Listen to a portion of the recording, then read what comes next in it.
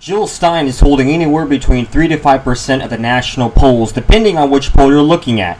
Progressives, especially the really left progressives, the ex-Bernie and Busk people, are really set on voting for Jill Stein as a protest vote against Hillary Clinton and Donald Trump, or pretty much the establishment.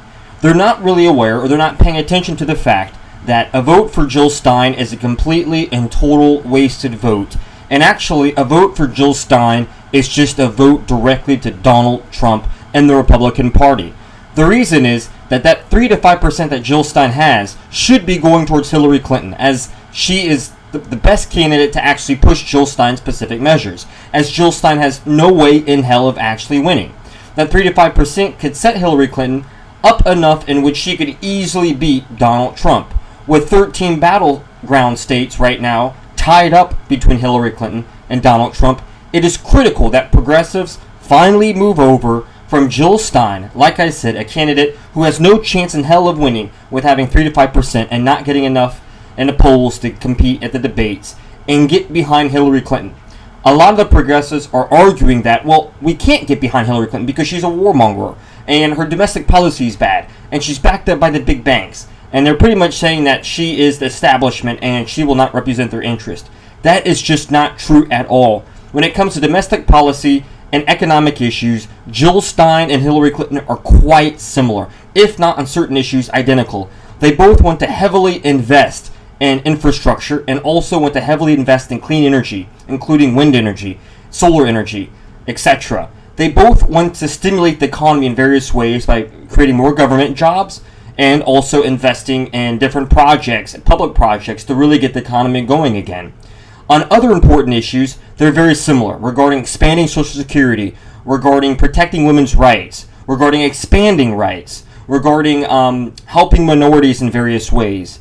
And one of the main issues that they are very similar on is getting rid of public debt that students have, and also going after these fraudulent private schools. Virtually on every issue, the candidates are identical. Regarding foreign policy, Jill Stein has not really outlined a foreign policy stance yet. We don't know how she's going to fight ISIS. She recently spoke on Fox News, and she just says we have to eliminate them because what we're doing right now is not working. But she gave no specific ideas. Although Hillary Clinton does have a history of being a warmonger, she is become a lot further left than ever before. Bernie Sanders, and of course Jill Stein, Elizabeth Warren, and the young people have pushed Hillary Clinton to the left.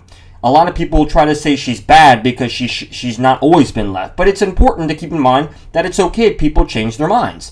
People change their minds all the time. And as long as she's on the right side now, and she stays like that, it's going to be good. And the young progressives can actually hold her accountable for that and ensure that she gets things done.